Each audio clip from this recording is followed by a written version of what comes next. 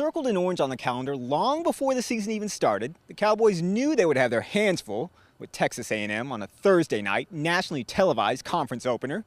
But certainly there were some positives for Oklahoma State. Playing at home, coming off a bye week, sporting one of the nation's top offenses. But as we all know, nothing comes easy in conference play.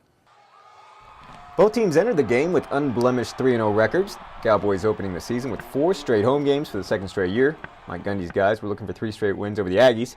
Barry Sanders Jr. certainly was curious about the outcome.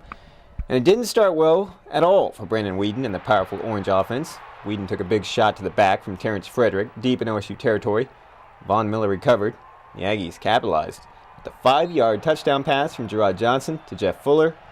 7-0 A&M halfway through the first quarter. 2.5 minutes later, more problems for Weeden, as his pass is picked off by Dustin Harris on the Aggies' 45. Texas A&M once again makes OSU pay, scoring on a 3-yard shovel pass to Cyrus Gray. 14-0 A&M with 2:08 remaining in the first. OSU would have 22 total yards in the quarter. A&M 122. It would not be until 27 minutes into the game that OSU got on the board, as Weeden found freshman Joseph Randall for the 38-yard touchdown pass. 14-7 A&M late in the first half, but not late enough, because with just 9 seconds remaining before the break, the Aggies added 7 more on the 6-yard pass from Gerard Johnson to Jeff Fuller.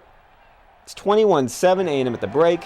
Mike Sherman and his troops feeling pretty good, but not so fast, my friend. The Pokes took the ball in the second half and marched 73 yards in under 4 minutes, capped by the Kendall Hunter 2-yard run.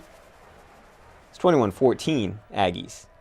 5 minutes later, oops, he did it again. Justin Blackman takes the Weeden throw for a 29-yard touchdown. It's all tied at 21.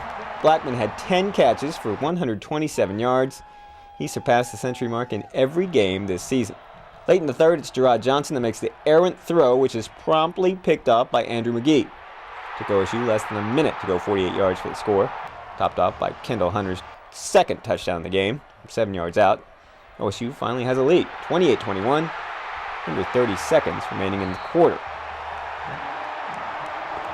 More mistakes early in the fourth, as Jamie Blatnick forces a Gerard Johnson fumble.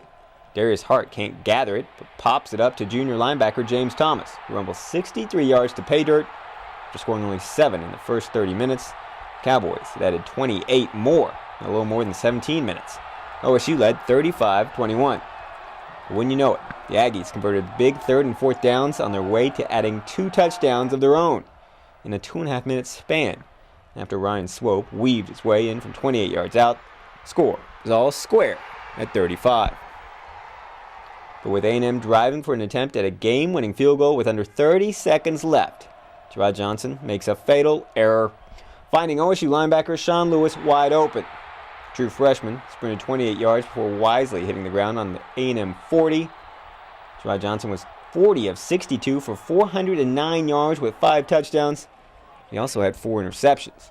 OSU gained 17 yards on 2 plays and then handed the game over to senior kicker Dan Bailey for the 40-yard attempt for the win, and he nails it. As time expires, Cowboys win an absolute thriller, 38-35. So we have a lot of area to improve, but ultimately, for those young men to find a way to win the game is the most important part of it. And I firmly believe that winning this game would do more for us than winning 65-10. Should do a lot for them, and as you mentioned, the character of the team. It was intense for sure, but it's one of those moments you practice for, and you just approach it like any other kick and just put it through uprights. Honestly, I don't even really remember what I was thinking. I just turned around and gave my holder a hug, and everybody else just tackled me kind of. So, I just saw it going through, and so I just turned around. I didn't even finish watching it. I just wanted to celebrate. So. I think just from a confidence standpoint, guys know that they can make plays in a big stage against a good football team, and this game's all about confidence and moving. We got confidence in that third quarter, and good things happen. So, I think we just got to great win, celebrate it, have fun with it. Tomorrow, come and watch the film, correct the mistakes, and then move on and put this one behind us. It does a lot. I mean, first of all, it's a win, and we're going to be excited about a win no matter how we get it. So, I mean, it gives us win, but, you know, it's also conference play. And, you know, it's our first game. We're going in conference play 1-0. So, I mean, it just gives us a little boost, you know, but we got to forget about it and get on to the next team next week. Yeah, it feels good to win. Everybody rushing out there after the field goal. It feels great. Well, we want to look good while we're doing it, too, and we didn't look as good as we'd like to be honest with you. But you're exactly right. Boy, wins are so hard to come by, and our dressing room was a lot happier than their dressing room. So Oklahoma State improves to 1-0 in conference play. Now we'll try to improve to 1-0 on the road. And it heads out to Louisiana Lafayette for an 8:05 kick on Friday night. As great as the win was here on Thursday night, there's certainly reason for concern. Victor Johnson is out for the year with a knee injury. Justin Gent banged his head and missed most of the game.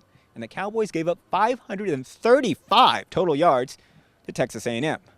That may not matter much against the Ragin' Cajuns on Friday, but it certainly will when Oklahoma State heads to Texas Tech in 2 weeks' time. Reporting from Boone Pickens Stadium in Stillwater, Damon Fontenot, News OK Sports.